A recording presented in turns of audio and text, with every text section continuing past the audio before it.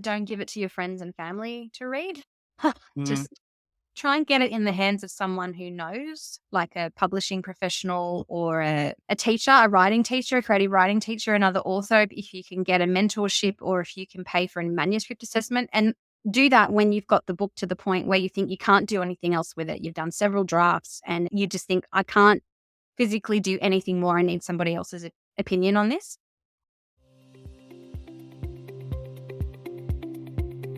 Welcome to Writes for Women, a podcast all about celebrating women's voices and supporting women writers. I'm Pamela Cook, women's fiction author, writing teacher, mentor and podcaster. Before beginning today's chat, I would like to acknowledge and pay my respects to the Dharawal people, the traditional custodians of the land on which this podcast is being recorded, along with the traditional owners of the land throughout Australia. And a quick reminder that there could be strong language and adult concepts discussed in this podcast, so please be aware of this if you have children around. Let's relax on the convo couch and chat to this week's guest. Hello, everyone. Welcome to another episode of Writes for Women. This week's guest is Kell Woods, an Australian debut author of the fabulous After the Forest. Kell is an Australian historical fantasy author who lives near the sea with her husband, 2 sons, and the most beautiful black cat in the realm. Kell studied English literature, creative writing, and librarianship, so she could always be surrounded by stories. She's worked in libraries for the past 12 years, all the while writing about made-up and not so made-up places, people, and things you might remember from the fairy tales that you read as a child. Her debut novel, After the Forest, will be published simultaneously by Tor Books in the US, Titan Books in the UK, and Harper Voyager in Australia and New Zealand in October this year, with the second untitled novel coming late in 2024. After the Forest is an absolutely beautiful book that I just devoured when I was sent an early copy of it. It's probably not in the usual genre that I read. I don't tend to read kind of fantasy or fairy tale books, but I'd heard so much about it. And Kell is a follower of the podcast, and I've connected with her on Instagram. And I really wanted to see what the book was about. So I started in on it and was just absolutely mesmerized by the beautiful writing and the way that Kell has taken a very familiar tale of Hansel and Gretel and made it into a completely new story. So she takes it into the future when Hansel and Gretel are older and the main character is Gretel. But we're going to hear more about that from Kell as I chat to her over the course of the interview. So the book is set in the Black Forest of Württemberg during the mid-17th century, and it's a dark, compelling and enchanting meld of love story, fairy tale, magic and history that explores the repercussions of a childhood filled with magic and how happily ever after isn't always so happy. It's going to be a real pleasure to chat to Kell today on the podcast about After the Forest, and I highly recommend this book to anybody out there who wants to read something that is beautifully written, will transport you to another place and time, remind you of that beautiful magical world of the fairy tales that you loved as a child, but also really make you think about things like how people are treated when they're different, how our society as a whole treats outsiders, and how that can really spur those individuals on to standing up for themselves and finding their place in the world. So let's get on now and chat to Kell Woods about After the Forest. Kell, thank you for coming on the podcast, Writes for Women. It's such a pleasure to chat to you about After the Forest, which I've just told everybody in the intro that I absolutely loved, and I can't wait to talk to you about it. So congratulations, because it's absolutely fantastic debut. Oh, thanks so much, Pam. Thank you for having me on the podcast. Oh, it's lovely to have you. Kell, I'm really interested in your kind of background with writing and how you got to the point where you are. Before we actually get to talking about the book, could you tell us a little bit about your writing history and when you realised that you wanted to be a writer and how that passion developed for you? Sure. I'm one of those annoying people and probably boring people that say, "Oh, I always wanted to be a writer since I was a little kid." And I am one of them. I remember being little and I had to do some sort of like little quiz. You know how they give kids like a little questionnaire and they have to answer all their favorite things. And I found it recently and it said, "What do you want to be when you grow up?" And I said, an author or a vet of large animals. I like the specificity there. Had to be large animal. Large animals, because I was horse mad. So it all makes sense, and I still do love horses. But yeah, so I always wanted to be a writer, and I was always writing stories and poems and just generally nerdy and good at spelling. One of those kids always reading books that were way too grown up for me. And then that continued into high school, and I loved English and did all the advanced stuff and studied. I loved it. And then went to uni and I did English literature and creative writing. I did a double major and an arts degree, which I really loved, but was a bit useless. I ended up studying information and libraries as well, so that I could work in that industry. And because I really wanted a job that would complement writing, because I always wanted to write and my dream was always to have something published. So you did that degree, were you writing through your teens and into your adulthood? Is writing something that you've always done? Yeah, I was always writing terrible sort of fan fiction type things when I was a teenager based on movies I loved or books I loved. But I think you have to do that. That's how you learn, isn't it? I think all Yeah, teens absolutely. do that. Yeah, and then I remember doing a few sort of very like epic high fantasy stories in my early 20s that never really got finished because I had children, and I went back to uni and studied some more. And then really I got to that point in my life, I think I turned 30, or I was in that kind of age where my kids got a little bit older. And I said to myself, what did I really want to do? What do I really want to do at that moment? And I really want to write. So yeah, that's when I really thought, I'm going to write something completely new and really try and finish it this time and really have a go. And that was how I started working on After the Forest. Brilliant. Yeah. Was it a long-term sort of project for you, Kell, After the Forest? Yeah. Yeah, it was. It took me a long time, mostly because I would stop and start because I had young children and I went back to uni and we were building houses and moving and all that life sort of stuff. So I put it away a few times because I found I was unhappy and cranky because you get interrupted a lot when you have young children, and I struggled a bit with feeling annoyed, not at the kids, just generally annoyed. Yeah, because when I start writing, I don't know, probably the same, you lose yourself in the project.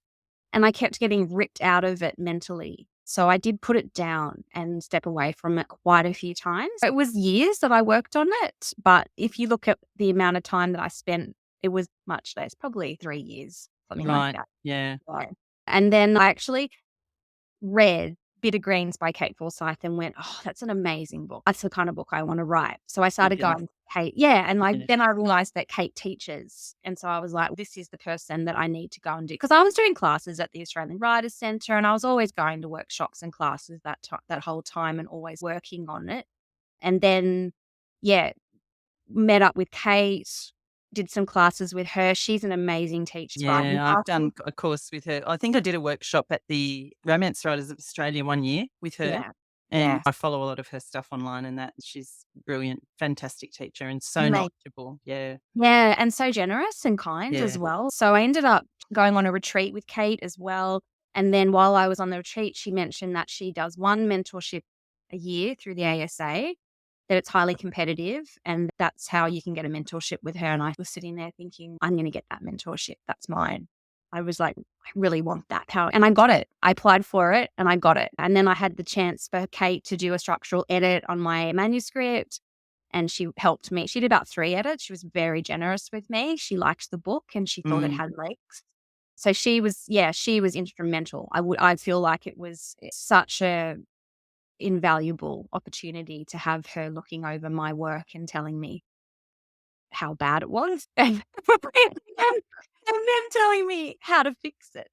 Oh, fantastic. Had you finished the draft, Kell, when you started that mentorship with Kate? Yes, I think I had. I think I had a shocking first draft. Some parts of it had been, like the beginning of the book, I remember I had edited and rewritten set over and over again. And I was getting to that point where I wasn't getting anywhere with it because I kept going back to the beginning and trying to perfect everything. So the beginning of the book would have been in better shape than the end. It may not have even had an end. I think I just needed to send them maybe the first few chapters and a synopsis and a cover letter and a little bit about myself and that and I think I had to give them the entire book. I really can't remember now. Mhm.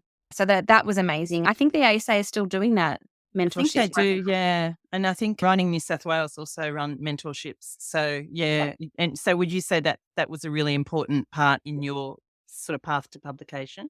Absolutely. Yeah. Mhm. And if I couldn't have gotten Kate, because it was competitive, and I know that probably there were more people than me who wanted her to mentor them because she's great, I probably would have ended up saving my pennies and paying for someone to do a manuscript assessment on the book. Yeah. Because by that point, I realized that I needed someone more knowledgeable than me and Yep. someone who knew about structure and how to make the story tight and good and page turning. I think that's where you get that feedback, is when a professional gives you that kind of assessment, Yeah. or an author like Kate. So I think they are, crucial, Mhm. amazing. And I would have paid. I would have saved up and paid. I would have done that gladly to get Yeah. that back. And so after you worked through that with Kate and you obviously continued revising it and all that sort of thing, and you remember the point at which you thought, or did you get to a point where you thought, yes, it's ready. I'm ready to send it out? No, I don't think I was ever ready to send it out. We got it to a point where Kate was happy with it, and I think we both knew there was nothing more really that I could do with it. I think I did three rewrites with Kate. She was incredibly generous. And then she was like, "Okay, it's there. It's ready. I think you should start submitting it." I was so terrified. I don't think I ever felt, "Oh, okay, it's perfect." And even now don't think it's perfect. I'm too scared to look at the finished book now. Once I'm it's finished, yeah, that's it. You never look I at don't it again. No, I can't even look at it because I'm like, there's going to be something that I realized that you could tinker on a book forever, couldn't you? Just forever. Absolutely. Yeah. But I had to learn that before. I was like, Mm. oh no, I'm going to make it perfect. I'm going to get it perfect, and killing myself. And that's not how it works. Because you can go back over and find a word that you were happy with 6 months ago, and then suddenly you're not as Yeah. well. Like, you changed too. You got to get to that point, don't you, where it's just, okay, enough. Got to I've go. done. Yeah, it's got to go.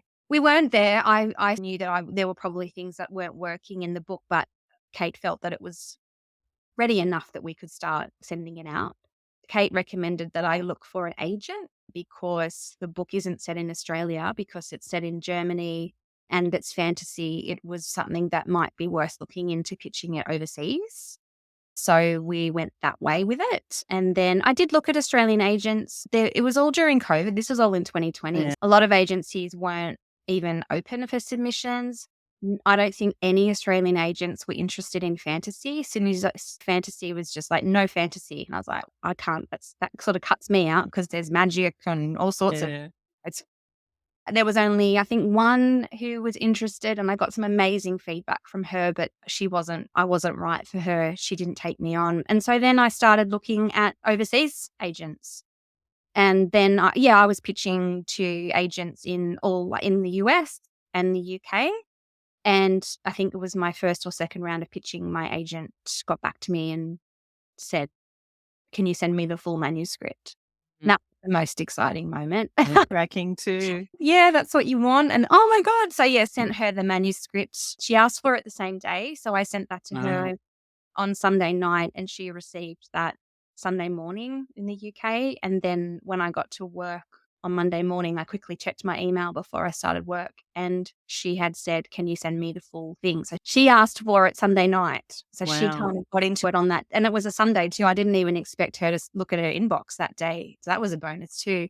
And then by Thursday, we were meeting and Zooming, and she was offering to represent me. So it happened really fast with her. There's several Australian authors in her table. She used to be a publisher, so she's very knowledgeable, and she's worked in publishing in Australia as well. So she's quite familiar. Yeah. So I felt really comfortable with her because she knows the Australian industry, and she's already got some Aussies, and she knows what she's doing. She's great. Nice. It's really interesting, isn't it, that whole fantasy thing here? I know that Australia is a much smaller market, so I guess that's probably why, and fantasy is a segment of that market. But yeah, it's just, I've heard that before from other fantasy writers, that trying to get an agent or even a publisher to take on fantasy, a mainstream publisher, is really hard here.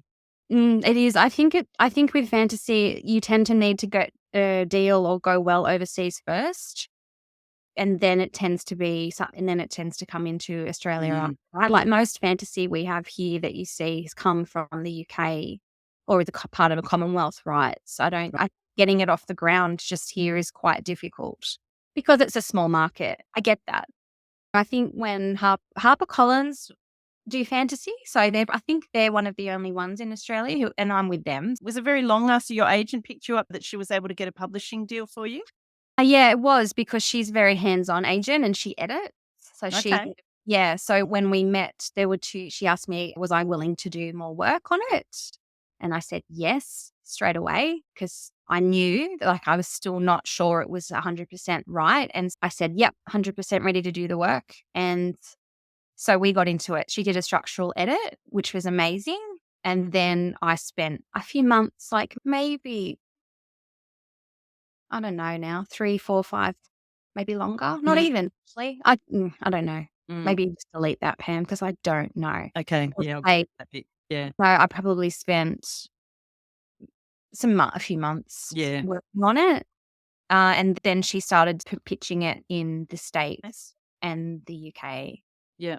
Yeah. So when you were doing the structural edits, let's say with the agent, is it about picking up the pace or the tension or kind of fine-tuning those turning points in the story? Because that's pretty close to getting it across the line to a publisher. So what sort of things were you working on with the agent in terms of refining that? That sort of stuff was tight because I'd been with Kate, and she's really good at narrative structure, pacing. So the actual those major things didn't change. They were in pretty Right. good.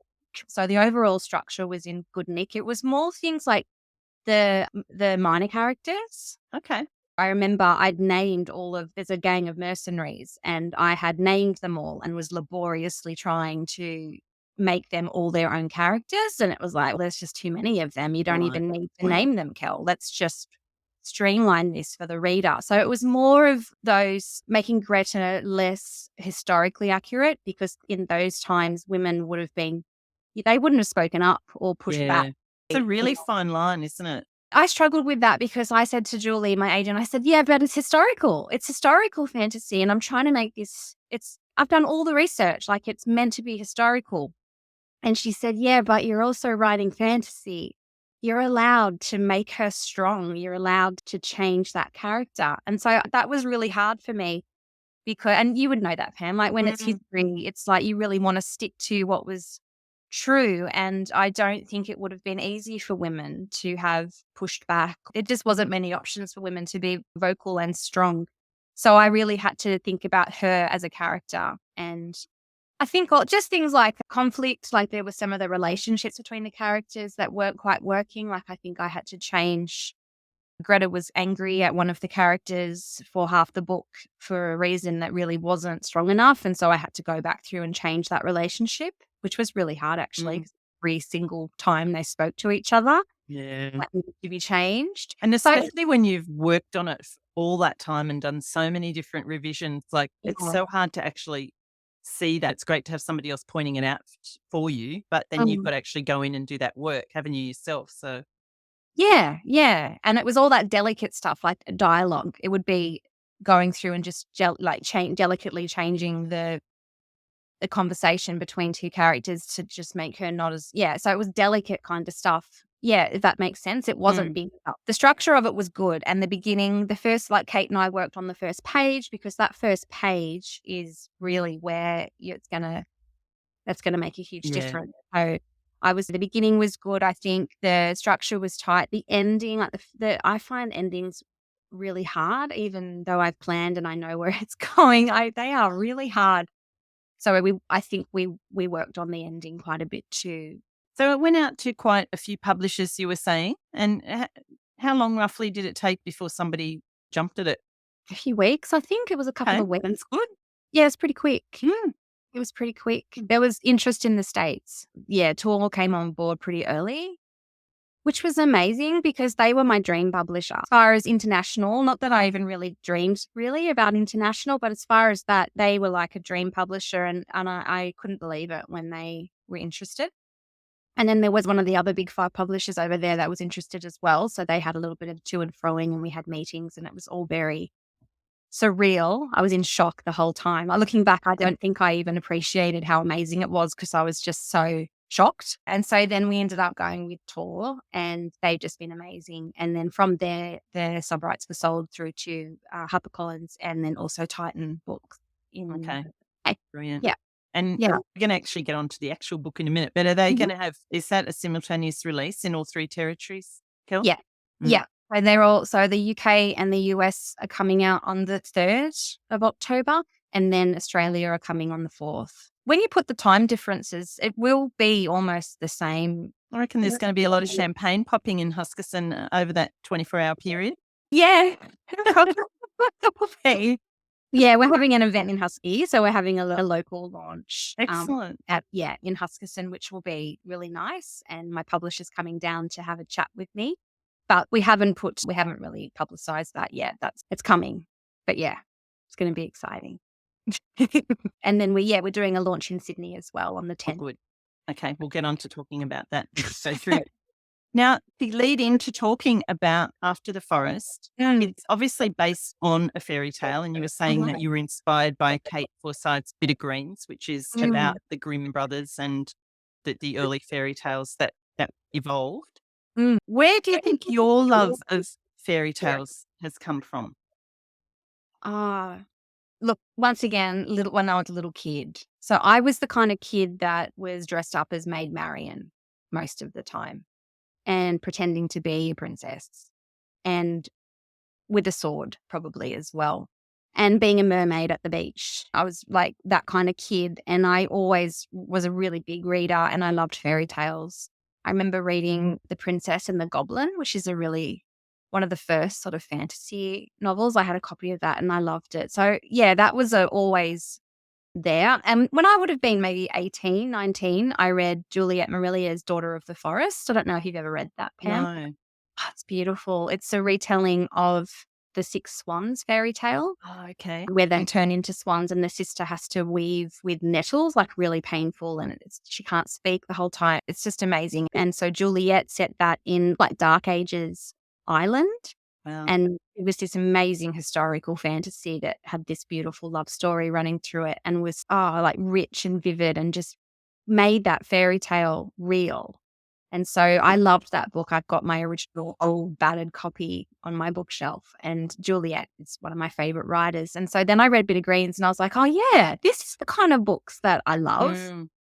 Yeah, this is it. I'm going to do this. This is what I'm going to write. And then it was a matter of hunting around for a fairy tale that I could work with and have a go at. And I chose Hansel and Gretel, I think, because I hadn't seen any novels about that. Yeah. I hadn't, because they're kids, I guess. It's not as easy to imagine them in a novel. So I just made them grown up.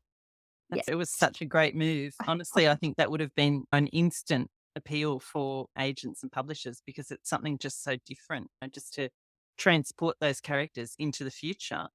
Yeah. Their adulthood, but still back in that kind of historical time period. Yeah, that seemed really fun to me. That was a really, this is an interesting idea. This would be fun. And then thinking about, all right, so if I'm going to make this real and gritty and make them real people, how would they be now? What kind of grown-ups would they be?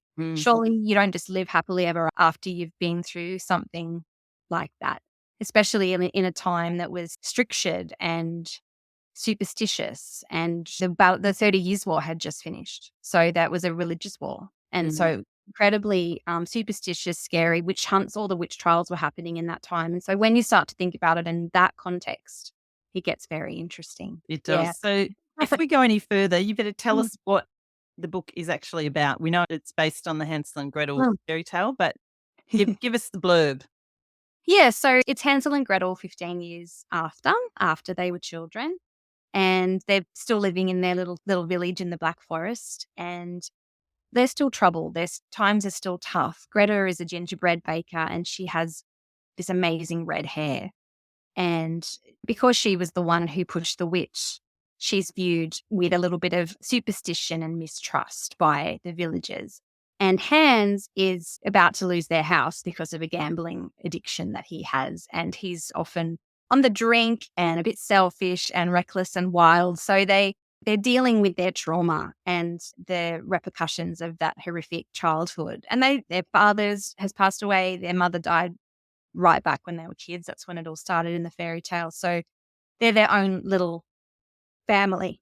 And then when dark sort of magic comes back to the forest and men are found dead in the woods, ripped apart by some unknown beast, the stakes start to lift, and Greta's oddness and difference becomes even harder for the villagers to ignore, as well as her red hair. And yeah, she might have to start fighting for her life all over again. Kind of, yeah. So you've It's really, not- like, when, as we all know, if you really look at a lot of fairy tales and analyze them almost, there is a lot of darkness in a lot of fairy tales. So I'm guessing that you have taken those elements of that darkness and really pushed them a lot further. Is that your kind of way of operating with that storyline? Is that Yeah, I like horror. I Yeah. like dark stuff. I like scary stuff. And when I was still working on it, when maybe it first got published and I was telling people, I've got a book coming out, I got a publishing deal, and they were like, what is it about? And I'd say, oh, it's a retelling of Hansel and Gretel and a couple of other fairy tales, which wind in. It's not just Hansel and Gretel, but the other ones are a bit more subtle. They would say, oh, is it for kids? And I'm like, it is not for kids. Yeah, Not at all. not. It is not. And I think, it's that kind of darkness, and that's, to me, is also the history. It's the fairy tale. The fairy tales are quite dark and scary and gory, but history was really dark and scary and gory too. The Yeah. witch trials are horrific. They are terrifying. And yeah, so it all just, those two things, the history and the fairy tale pushed together, it did get pretty dark. Yeah, I had to do content warnings for it, and I was like, oh, this is rough. I've got them all. Gore, blood. Well, I But I was think worried. that's what makes it so gripping. Honestly, I just couldn't put it down. I'd read a bit when I go to bed, and then I'd pick it up in the morning. I'll just read one more chapter, 3 pages, and then I'd be like, no, I've got to keep going. And it was like the edge of your seat at points, particularly as it continues on. Don't want to give any spoilers. I think you've done a fabulous job of blending those different elements. So you've got the kind of fairy tale element and drawing on their childhood stuff. You've got the witch elements coming in. And there's even a sense of, like you were saying, with Hans being the gambler and drinker and all that stuff, there's this sort of superimposing as well of like quite contemporary social issues, I think. Was that something that just came naturally as you were writing it, or? Yeah, I wasn't thinking about contemporary issues at all, really. I was very focused on what life would have been like in that little village. But the thing is, I don't think people are that different to how they would Yeah. have been back then. I was thinking, I get nervous about going to large social events, and that's probably how people felt in 1650. Yeah. I don't know, sometimes you look at the past and you think, oh, that people are almost like two-dimensional cutouts. You don't really think of them as having inner lives and phobias and fear, trauma and all that stuff, but they would have had it. So I don't think I ever really thought about it in that way. It probably just came out of my own experiences too, though. Yeah. No, Yeah. and I didn't mean to do that, but I guess whenever you write, that does happen, doesn't it? You can't help it. It has to come from somewhere. It's inevitable, isn't it? Yeah. So So with the historical time period, you were saying 1650, Kel, is that the time period in which the original fairy tale would have been set? no, I think I think Hansel and Gretel is a lot older than that. I think Okay. I think those sorts of tales come more from the 1400s. Right. In Europe, there was a famine. There was really bad famine in that time, and that's when tales about abandonment and cannibalism, that kind of thing, came through.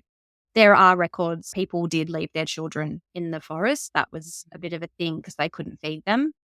And also there are instances of cannibalism, especially during the 30 Years' War. There was a really bad siege in a little town called Brazac, which isn't really very far from the Black Forest, and there were tales that people were eating each other when they were besieged. It didn't take very long for me to dig a little bit deeper into the 30 Years' War and into that period for it to get really dark. It was a pretty horrific period. 30 Years' War was rough. There were big armies of mercenaries moving across what is now Germany. It wasn't Germany then, and just pillaging, slaughtering, taking all the food. So famine was really was really bad. It was a Yeah. rough time to be around, and a lot of people died, a lot of civilians Yeah. died, and it was a really difficult time. So I didn't have to scratch much off the surface to get really dark. And Yeah. then combining that, of course, with the witch trials, and then which of course is highlighting, the role of women in Mm, society, and that whole mm. aspect of suspicion and anybody who was slightly different being targeted.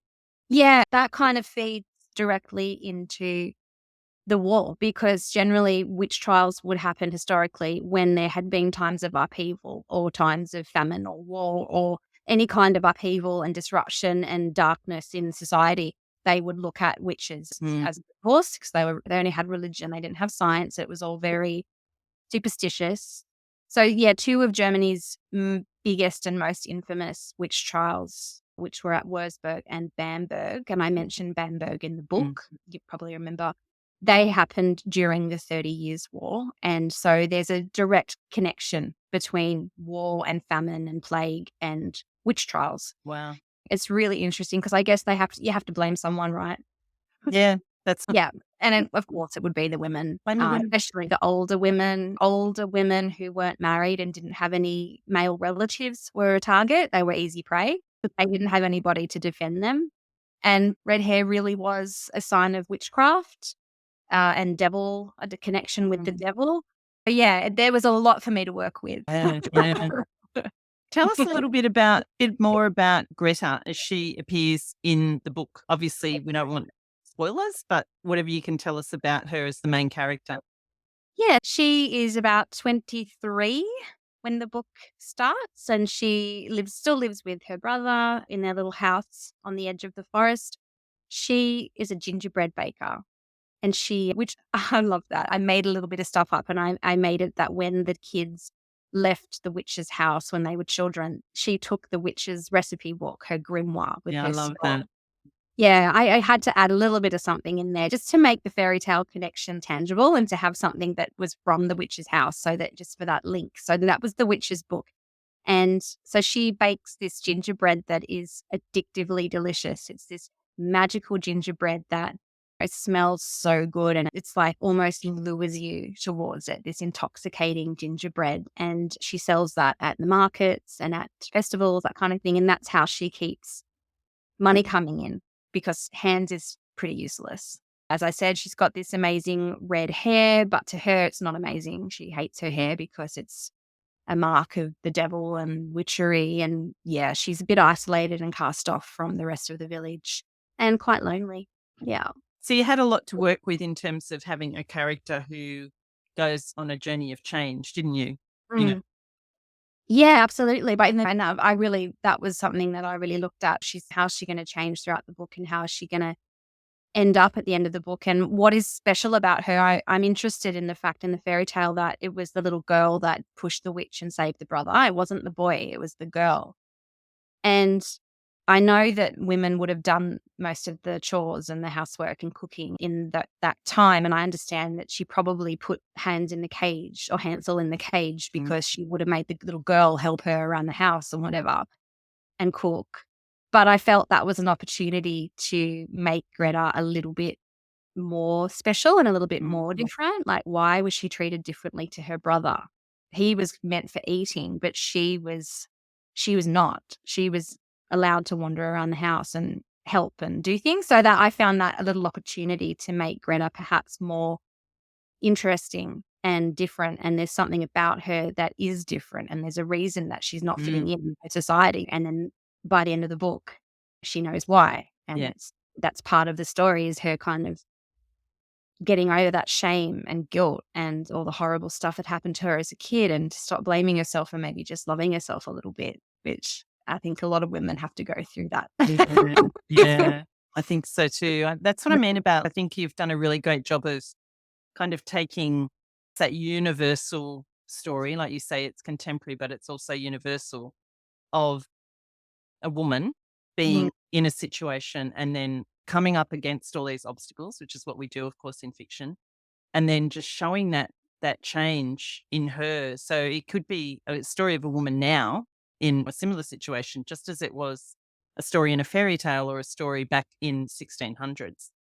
Yeah, and sometimes people who aren't into fantasy are a bit dismissive and might say, "Oh, I don't read fantasy." I'm like, "Yeah, but maybe try it because it's not just about fantasy, it's about people."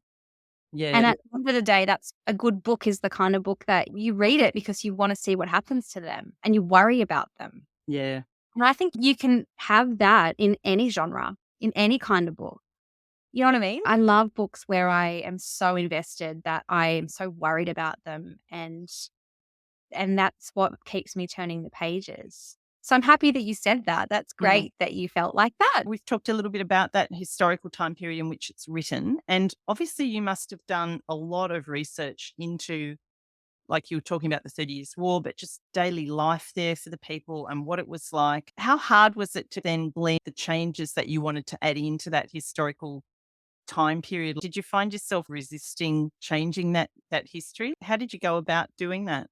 Most of the magic in the book was people believed in it, like it's folklore and superstition. So people believed that a witch or a wizard or whatever you want to call that kind of person, they could put a magic salve on a belt made of wolf skin or a wolf skin and put that on their bodies and they would turn into a wolf and they would run with the devil. Okay. So So they were actual beliefs of the time. yeah. Yeah, I didn't make that up. Right. There's a whole bunch of weird stuff in this book that I didn't make up that was real, that people believe. They believed in witches. They believed that there were people who changed their shape. They believed that bears were the devil's creature and would all the horrific stuff about bears. That was true. The bear had a really bad reputation in early modern times. It used to be revered. So in medieval times, bears were like gods. Bears were a sign of nobility and strength, and you'd have to go out and kill a bear to prove your manhood and all that sort of thing. But by the time this story comes around, lions had taken over as the sort of powerful, wonderful. Okay, interesting. Yeah, if you look at emblems and heraldry and all that kind of thing, by this time, lions were the favorite and bears were in the bad books. So I didn't have to that's all real. I think there's some elements of, the way that the village perceives the bear as being the devil's beast and it will lure you and it will all this weird stuff. That was all historical. I didn't Wow. make any of that up. And the shape-shifting came straight from history as well, a lot of the witch stuff. There's only a few things in there that I actually did make up, to be honest with you. It must have been Yeah. gold when you found all that out. It's funny because I did it at uni. I Okay. studied the topic at Macquarie when I was doing my English degree, and I did a lot of history as well. And I did this amazing class called Coming to Modernity, Europe from 1400 to 1800. And that was my first taste of the early modern period. Right. And we did things like executions, capital punishment, witch hunts, witch trials, shape-shifting werewolves, all of it. And all of that stuff, it's funny, it's all ended up in my book. Yeah. It was a really fascinating time. And I really liked the early modern period too, because it's that in-between period. It's not medieval, which feels sometimes a little bit distant and I find that it's a little bit too far back, but that the early modern is wild enough and people still believed enough and that was old and superstitious enough that a lot of good stuff's happening, like narratively, not good Yeah. stuff. It was appalling and you wouldn't want to live there. And then if you get further in towards the 1800s and the Industrial Revolution, people stop believing so much in superstition and religion and science becomes part of it. And more rational, yeah. Yeah, like I think that that kind of period flowing back into medieval and in the sort of 1700s too, there's a lot of opportunity there to dip into the really amazing historical things going on. Mm. Yeah. And there is a bit of a love story threaded through the story. Did you want to talk about that at all, Kel? Yeah, and that's funny because I never pitched it as a romance. No. It's like a subplot. Yeah, it's an element of the story, isn't it? Element. But I love reading books that have a love story in them. I'm not opposed to that at all. And I really wanted something for Greta. She's lonely and no family, and it's been a bit of a hard time. So I really wanted to have someone who would support her and see her for who she is. Like you say, it doesn't overshadow the rest of the story. It's still very much about her and her struggling with these kind of antagonistic forces that she has against her in society. And that kind of comes in as part of it, but it's not overwhelming. Yeah, it gets woven into the story, I think, so that it's there, it's part of it, and it hopefully will raise those stakes more. Like I was thinking about raising stakes. And so that seemed a good way to make that sort of second half of the book more exciting and have something else to worry about, because that's what you want to do, isn't it? Like you want to make the readers worry. Yeah. And like you say, you've got to raise the stakes and you've got to make things harder for your characters. And I think sometimes a lot of early writers resist that because, like you say, you want what's best for Gretel and you want her to end up in a good place. But sometimes doing the hard stuff to them along the way can be really quite challenging, can't it? Yeah. And that's what I think makes a book really fun to read. It's, oh my God, look how much we all loved Game of Thrones. Terrible things happening to those characters, but you couldn't look away. I love those books. Yeah. So I was thinking that would be another way to up the stake, to add another sort of fairy tale in as well. I remember early in the process thinking Hansel and Gretel probably doesn't have enough to stand on its own as just a Hansel and Gretel retelling. It's going to need some other characters and it's going to need some other part of the story. And so that's why I ended up choosing 2 other fairy tales as well. And I won't say much about them because it's nice if you're into fairy tales when you read books like that and you pick them up. It's like finding Easter eggs. Yeah, get the surprise. Yeah. Yeah, if you like fairy tales, you'll probably start to notice them straight away. But yeah, and it just gave a way to weave those other tales through, add some different little subplots, and hopefully raise those stakes. Yeah. What would you say your favourite part of writing the book was? Your favourite part of the process in the book? Some people love the early stages where they're not even writing and they're just creating. Some people love the drafting. Some love the revisions. What is it for you? What's your favourite part? I love it when you get your editorial letter and your edits back on that structural edit, that really big, chunky, powerful editing where you really get that structure down. I love that. That's where I feel like it's where you see a lot of progress. I'm waiting to get my edits back on my second book at the moment, and I'm really excited because I know that there's parts of it that are rubbish.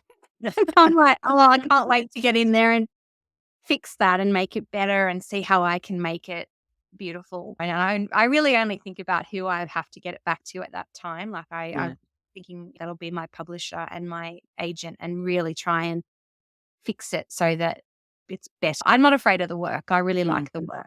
I would keep going after the forest now, Pam. I'm shocking. I don't know if it's healthy. It's probably a really unhealthy perfectionism. But yeah, I like the edits. Yeah, me too. I like the revision. I like seeing, like you say, that improvement in it. And yeah. I hate the first draft. I realized I really don't like the first draft. It just feels like you're writing vomit, like rubbish. And you got to get to that length, and it just feels like a really hard thing.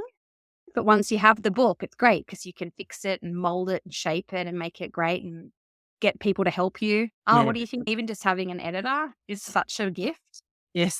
Yeah. Would you say that's the most challenging part for you, the draft, that first drafting part? It was for my second book. I don't remember it being as hard with After the Forest, but I didn't have any deadline then or pressure.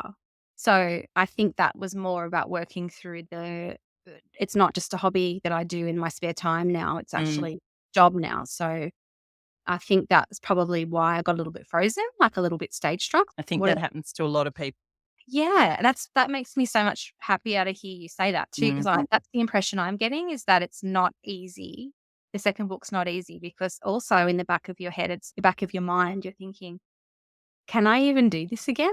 You've spent a long time generally on the first one, haven't you? And it's had a long evolution, and you haven't had those pressures of the deadline and giving it to other people until right at the end. And then suddenly we want another book. When can you have it ready? You've got a year or you've got 2 years or whatever. And it's, I think that's a big part of that pressure that happens with the second novel. Yeah, absolutely. So I don't know, maybe I hated the first draft this time because I was worried that it wasn't good. I think you have to let yourself just write rubbish for the first draft, don't you? Like it's not, most of it's crap.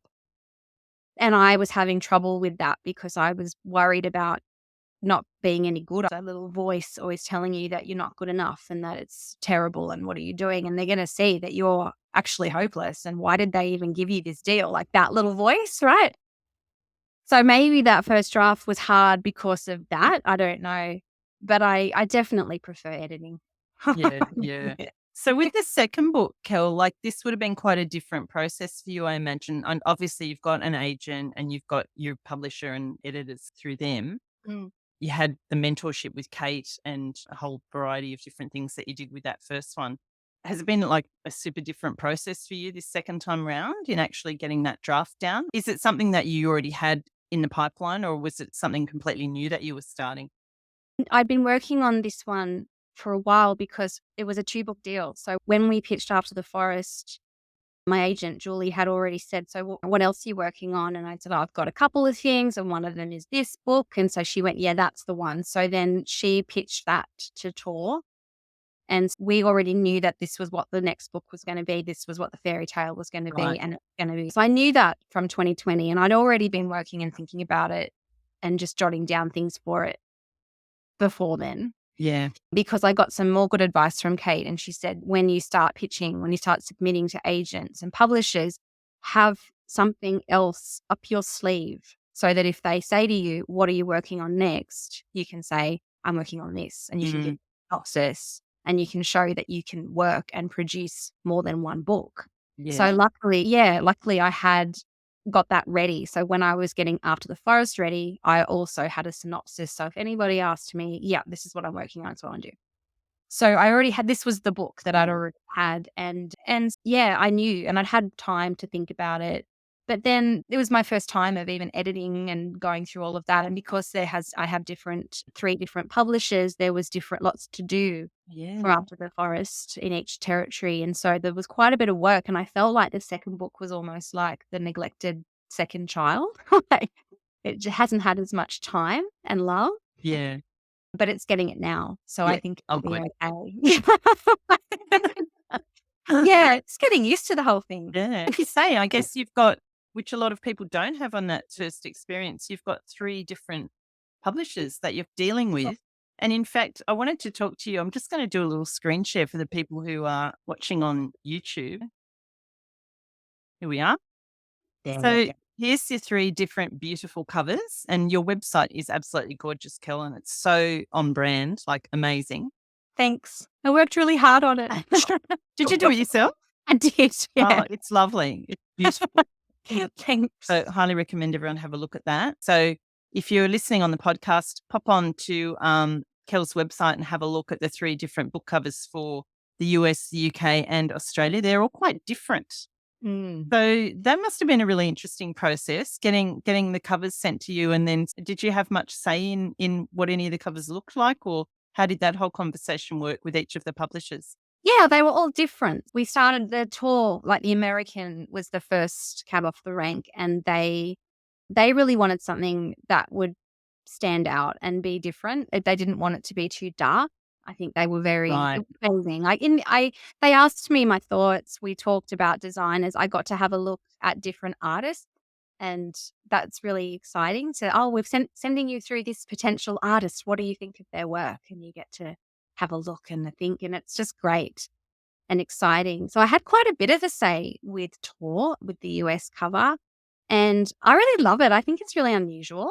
Like I really, it's very clever. It's got lots of different elements in it. Each time you look at it, you notice another little piece of the puzzle.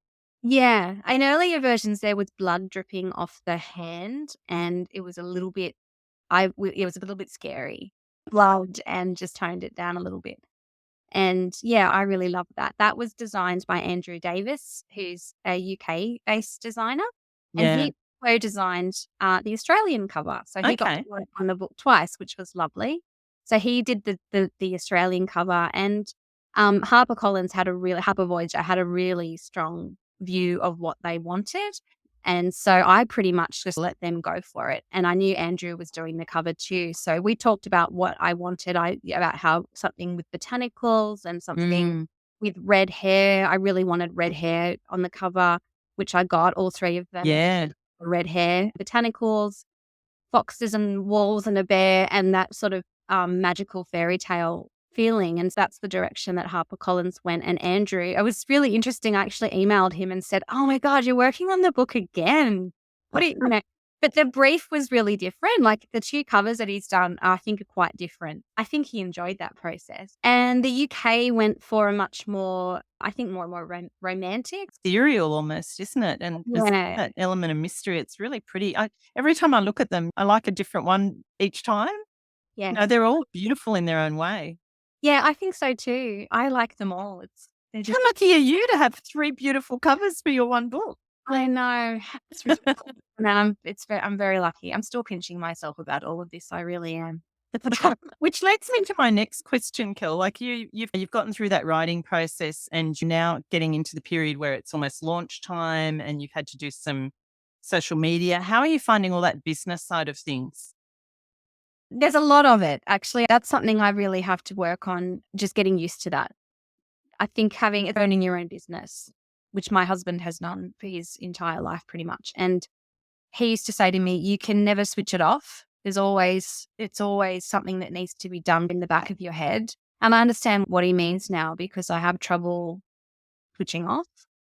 But I really like doing all the socials, and there's just a lot to do because everything I'm doing is done three different times, even the time zones. So I made myself a little thing that had what the time is in the UK and like trying to find when I should be posting things and how to time everything. And also I'm really wary of like annoying everybody in my Instagram feed by it's always look at me all the time. Like I don't want to be that person.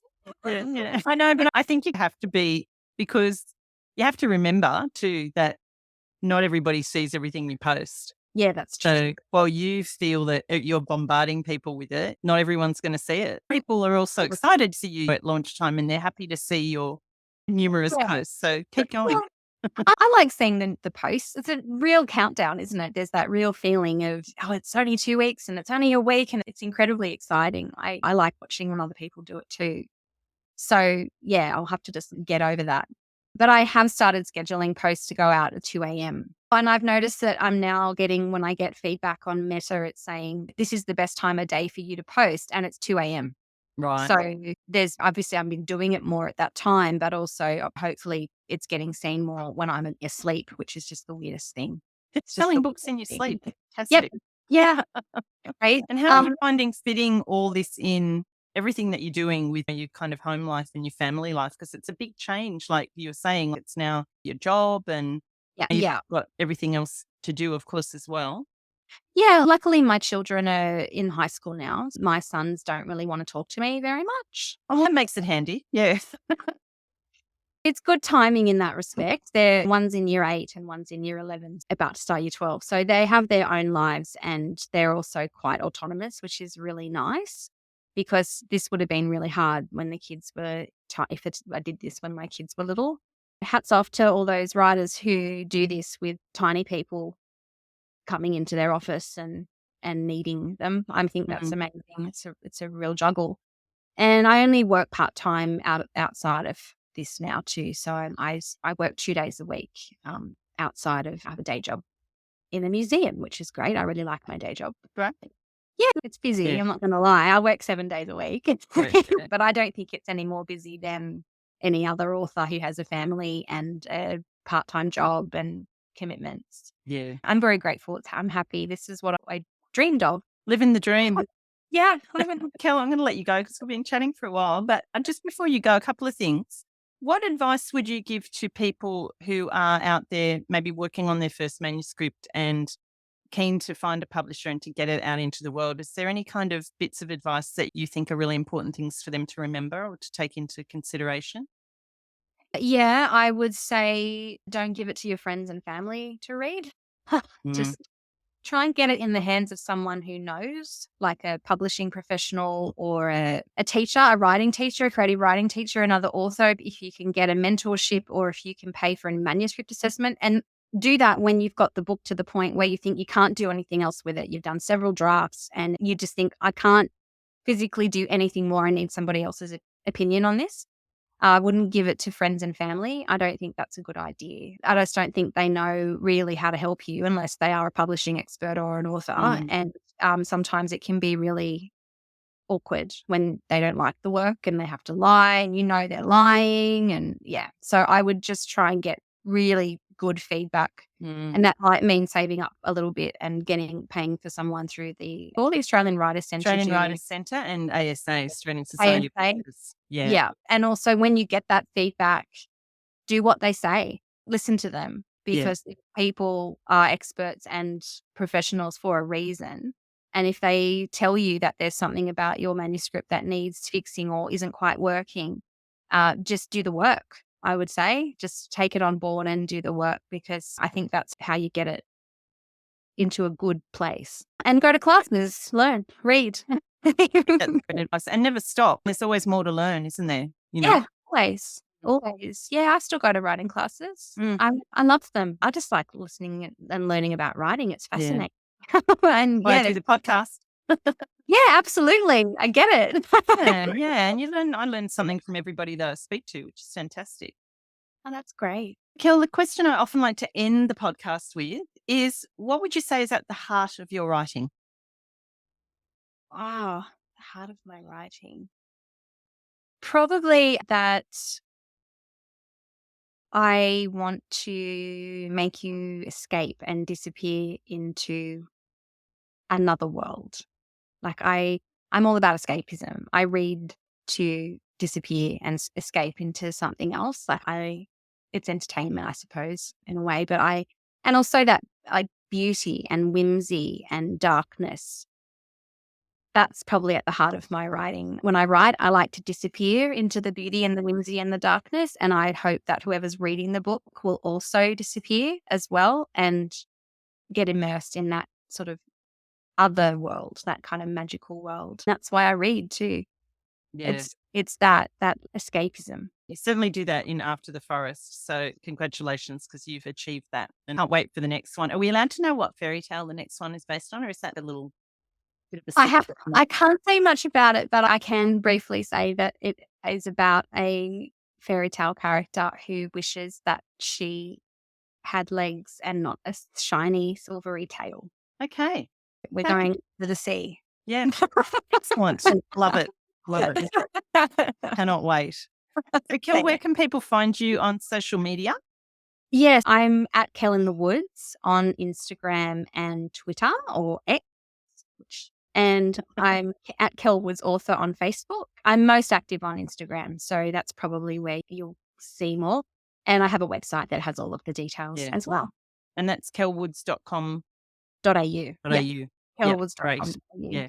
Now, this is probably going to be coming out around launch time. So are there any kind of launch events if people are interested in coming along, or any book events that you're doing in the next month or two? Yeah, so there'll be a launch in Husky. There's no tickets available yet. It hasn't been put online yet, but I am doing a launch at Kinokuniya in the city on the 10th of October. I think that's a Tuesday night, and I'll be in conversation with Kate Forsyth. So that will be fun. Brilliant. I'm going to put that one in my diary.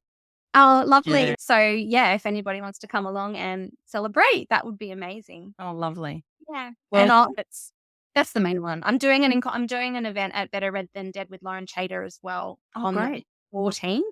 We're doing an afternoon tea at Better Red Than Dead. Oh, good on you. So excited for you. And highly recommend everybody get out there and grab a copy of the book. So thanks so much. Yeah. Thanks, Kell. All the best with the next one, and can't wait to see you at one of your launches. Great. I can't wait to see you too, Pam. Thank you so much for having me on and supporting the book. Thank you. I appreciate it.